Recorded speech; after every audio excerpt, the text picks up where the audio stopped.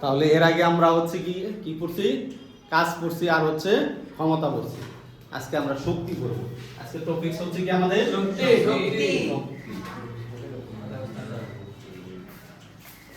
তাহলে শক্তি কি, প্রথমে হচ্ছে কি শক্তির সংজ্ঞা।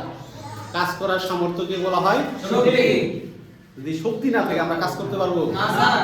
তাহলে কাজ করার সামর্থ্যকে বলা হয় আমাদের শক্তি। তাহলে শক্তির সংজ্ঞা আমাদের হচ্ছে শক্তি কাজ করার সামর্থ্য।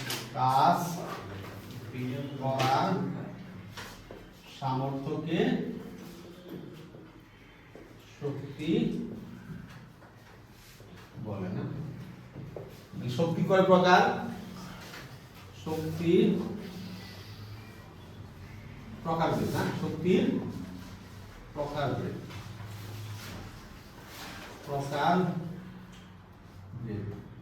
তাহলে কি কি শক্তি আছে আমাদের? প্রথম আছে কি আমাদের যান্ত্রিক শক্তি। কি শক্তি? যান্ত্রিক শক্তি। যান্ত্রিক শক্তি। যান্ত্রিক শক্তি। তাহলে এক নম্বরে কি আছে আমাদের? কি যান্ত্রিক শক্তি। দুই নম্বরে হচ্ছে আমাদের তাপ শক্তি। কি শক্তি? তাপ শক্তি। তাহলে এক নম্বরে যান্ত্রিক শক্তি, দুই নম্বরে তাপ শক্তি, তিন নম্বরে আলোক শক্তি। আলোক শক্তি। চার নম্বরে শব্দ শক্তি। শব্দ শক্তি। পাঁচ নম্বর বিদ্যুৎ শক্তি। রাসায়নিক শক্তি। বিদ্যুৎ শক্তি। ছয় নম্বর রাসায়নিক শক্তি, নাকি রাসায়নিক শক্তি। সাত নম্বর নিউক্লিয় শক্তি। নিউক্লিয় শক্তি। আর আট নম্বর সৌর শক্তি, নাকি সৌর শক্তি। তাহলে শক্তি হচ্ছে প্রকার তাহলে আটটা, সাধারণত হচ্ছে কি আটটা। এক নম্বর হচ্ছে কি আমাদের যান্ত্রিক শক্তি, দুই নম্বরে তাপ শক্তি, তিন নম্বরে আলোক শক্তি, চার নম্বর শব্দ শক্তি, পাঁচ নম্বর বিদ্যুৎ শক্তি, ছয় নম্বর রাসায়নিক শক্তি, সাত নম্বর নিউক্লিয় শক্তি, আট নম্বর হচ্ছে যান্ত্রিক শক্তি কি সৌরশক্তি। সৌরশক্তি। তাহলে যান্ত্রিক শক্তি আবার হচ্ছে কি দুই প্রকার। যান্ত্রিক শক্তি কয় প্রকার? এটা হচ্ছে এটা আবার কয় প্রকার? দুই প্রকার। একটা হচ্ছে আমাদের কি গতি শক্তি। গতি শক্তি। আর একটা হচ্ছে কি স্থিতি শক্তি। স্থিতি শক্তি বা বিভব শক্তি। বিভব শক্তি। যান্ত্রিক শক্তি বা মেকানিক্যাল এনার্জি। মেকানিক্যাল এনার্জি হচ্ছে কয় প্রকার? গতি শক্তি আর হচ্ছে কি স্থিতি শক্তি। তাহলে গতি শক্তি কি? বস্তু তার গতির কারণে যে শক্তি প্রাপ্ত হয় তাকে বলা হয় গতি শক্তি। অর্থাৎ গতির জন্য যে শক্তিটা পাই সেটা হচ্ছে কি আমাদের গতি শক্তি। আর স্থিতি শক্তি হচ্ছে কি কোনো বস্তুকে যদি স্বাভাবিক অবস্থা বা অবস্থা পরিবর্তন করে অন্য কোনো অবস্থায় নিয়ে যায় বা অবস্থানে নিয়ে যায়, শক্তির যে পরিবর্তন ঘটে তাকে বলা হয় স্থিতি শক্তি। তাহলে স্বাভাবিক অবস্থা বা অবস্থান কি? যেমন আমাদের এই কলমের ভিতরে অসংখ্য অনুপরমাণু আছে না? অনুপরমাণু কি একসাথে কি লেগে আছে, লাগার কারণে কলমের আকৃতি ধারণ করেছে। এই অনুপরমাণুগুলো একটা আরেকটার সাথে লেগে আছে, একটা আমরা বলি আন্তঃআণবিক শক্তি বলি। আন্তঃআণবিক শক্তিটা মূলত কি স্থিতিশক্তি। পদার্থের আন্তঃআণবিক শক্তিটা কি স্থিতিশক্তি। আর যে কোনো বস্তু হচ্ছে কি উপর দিকে ছেড়ে দিলে বস্তুটি কি ভূমিতে চলে আসে, অর্থাৎ স্বাভাবিকভাবে সেটি কি ভূমিতে থাকে। সেটিকে যখন উপরে আনি তখন বস্তুটা সেখানে থাকতে চায় না, অটোমেটিক নিচে চলে যেতে চায়। তাহলে একটা শক্তি দিয়ে কি বস্তুটাকে ভূমি থেকে উপরে কি রাখতে হয়। তাহলে শক্তির যে পরিবর্তন হলো না, এই শক্তিটা হচ্ছে কি আমাদের স্থিতি শক্তি বা বিভব শক্তি। তাহলে গতি শক্তির ক্ষেত্রে আমরা একটা সূত্র জানি। গতি শক্তির ক্ষেত্রে কি ইকে ভাগ গতি শক্তি ইংরেজি হচ্ছে কাইনেটিক এনার্জি। কি কাইনেটিক এনার্জি। ইকে সমান হাফ এম ভি স্কয়ার। অনেক সময় বড় হাতে টি দ্বারা প্রকাশ করা হয়, অনেক সময় কি দ্বারা প্রকাশ করে, কাইনেটিক এনার্জি। তাহলে গতি শক্তি সমান কি হাফ এম ভি স্কয়ার। তাহলে এমটা হচ্ছে বস্তুর ভর আর বিটা হচ্ছে কি ড্যাগ। আর বিভব শক্তি হচ্ছে ইপি। বিভব শক্তি কি আমাদের ইপি বা পটেনশিয়াল এনার্জি, ইংলিশে বলা হয় potential energy. then EP is equal to mgh, EP is equal to mgh, EP সমান কি mgh। তারপর তাপ শক্তি। তাপ শক্তি আমরা জানি বস্তু যখন গরম হয় তাহলে কি একটা শক্তি থাকে না, সেই শক্তির কারণ সেটা হচ্ছে কি তাপ শক্তি। তারপর কি আলোক শক্তি, আলো থেকে যে শক্তিটা পাই সেটা হচ্ছে কি আলোক শক্তি। শব্দ এক প্রকার শক্তি জানি, সেটা শব্দ শক্তি। বিদ্যুৎ শক্তি, কারেন্টের বা ইলেকট্রিসিটি যে শক্তিটা সেটা হচ্ছে কি বিদ্যুৎ শক্তি। রাসায়নিক শক্তি, আমরা যে রাসায়নিক বিক্রিয়া করে তাপ উৎপন্ন হয় না সেটা কি রাসায়নিক শক্তি। তারপর হচ্ছে কি নিউক্লিয় শক্তি, পারমাণবিক ক্ষেত্রে যে ইউরেনিয়াম ভাঙে যে শক্তিটা পাই, পারমাণবিক বোমা কিংবা নিউক্লিয় বিদ্যুৎ কেন্দ্রে যে শক্তিটা পাই এটা হচ্ছে কি নিউক্লিয় শক্তি। অর্থাৎ কি বড় অ্যাটমকে ভেঙে ছোট অ্যাটম উৎপন্ন করা হয় যেটা ভেঙে। আর কি সৌরশক্তি, সূর্য থেকে যে শক্তিটা পাই তাকে বলা হয় কি সৌর শক্তি। তাহলে এখন আমরা বলবো গতি শক্তি না, কি বলবো আমরা এখন গতি শক্তি।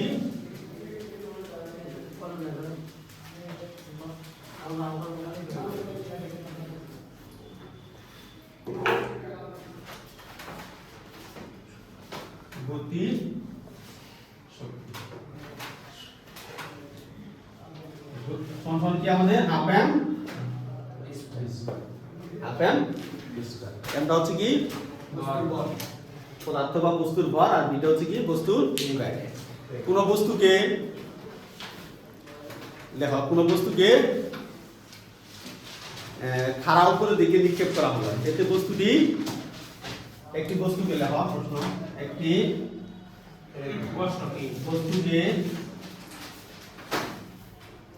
খাড়া উপরের দিকে 20 মিটার পার সেকেন্ড বেগে, 20 না ধরো আমাদের 50 মিটার পার সেকেন্ড বেগে কোন বস্তুকে খাড়া উপরের দিকে 50 মিটার পার সেকেন্ড বেগে নিক্ষেপ করা হবে। নিক্ষেপ করা কি করলাম আমরা, একটা বস্তুকে খাড়া উপরের দিকে 50 মিটার পার সেকেন্ড বেগে নিক্ষেপ করলাম। শুরুতে এর গতি শক্তি 2 নাম্বার,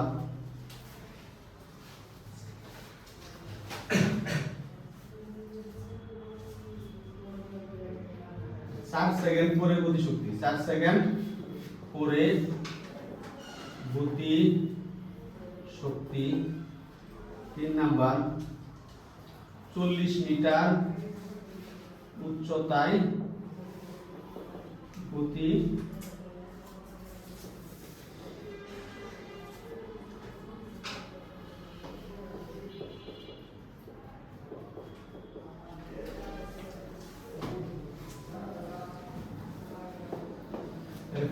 শুরুতে এর গতি শক্তি 4 সেকেন্ড পরে গতি শক্তি আর কি 40 মিটার উচ্চতায়।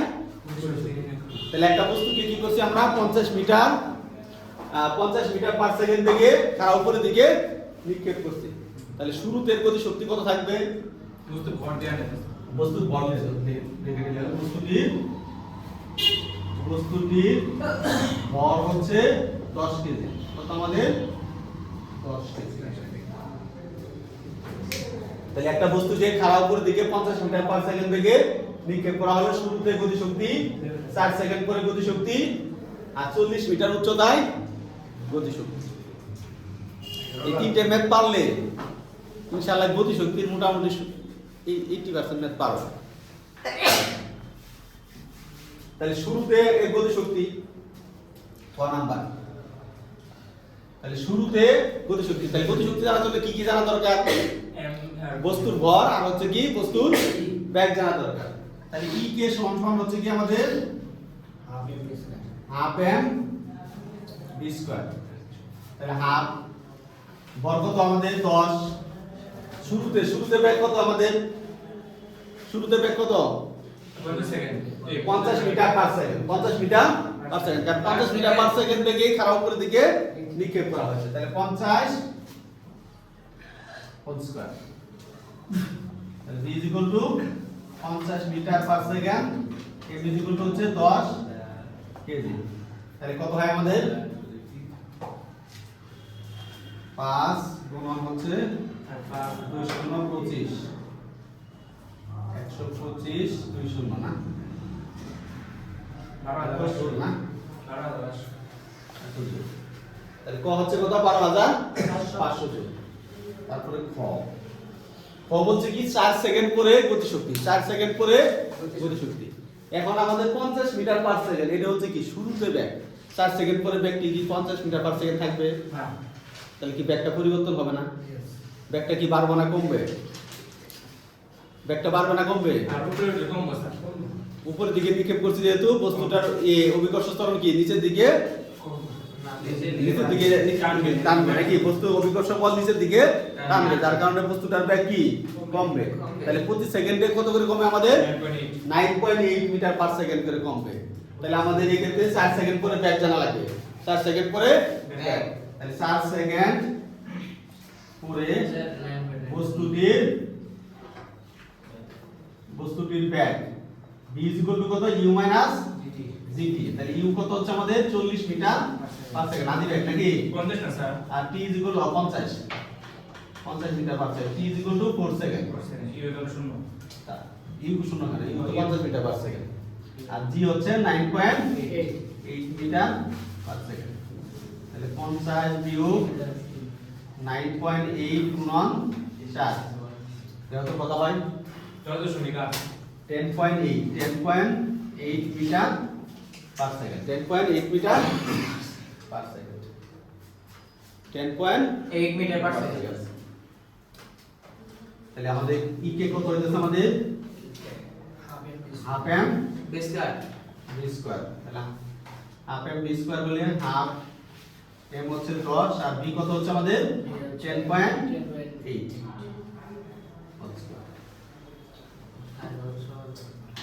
কত হচ্ছে আমাদের মান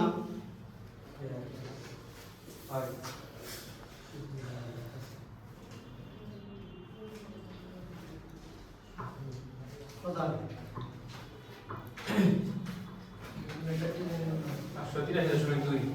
583.2 জুল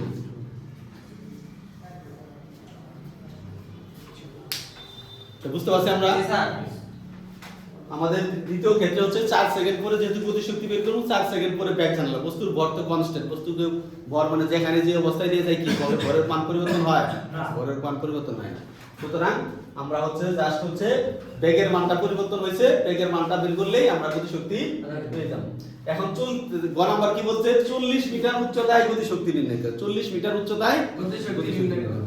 40 মিটার উচ্চতায় গতিশক্তি কেমনে পাবো আমরা এটা বের করা লাগবে না তাহলে 40 মিটার উচ্চতায় কি ব্যাক লাগবে ব্যাক জানা লাগবে 40 মিটার উচ্চতায় ওঠার পরে বস্তুটার ব্যাক কতটুকু থাকে এটা আমাদের কি করা লাগবে বের করা লাগবে এটা জানলে আমরা কি গতিশক্তি পেয়ে যাব হাফ এম v স্কয়ার তাহলে 3 নাম্বার 40 মিটার উচ্চতায় ব্যাক b হলে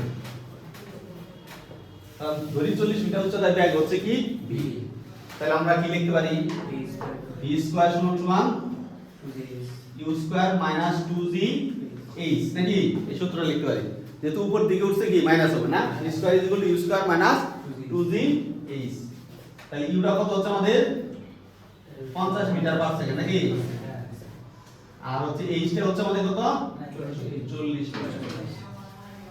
40 মিটার তাহলে আমাদের u হচ্ছে আমাদের 50 হোল স্কয়ার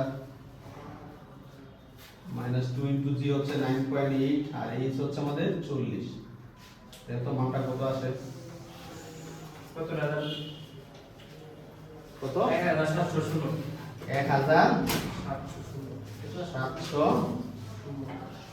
এত কি এত নাকি b স্কয়ার সমান তাহলে b স্কয়ারে রেখে দিতে পারো কারণ হাফ এম b স্কয়ার লাগবে আমাদের তুমি তাহলে b বের করতে পারো একটা জানতে পারো অত না বের করলেও সমস্যা নেই b স্কয়ার সমান কত হলো 1716 তার আমাদের গতিশক্তি 16 16 তাহলে ই কে সমান কত হচ্ছে half M V square half M হচ্ছে কত আমাদের এমন 10 এম হচ্ছে আমাদের 10 আর ভি স্কয়ার কত 1716 তাহলে কত হয় 5 1716 4880 কত 8880 8880 জুল বুঝতে পারছি আমরা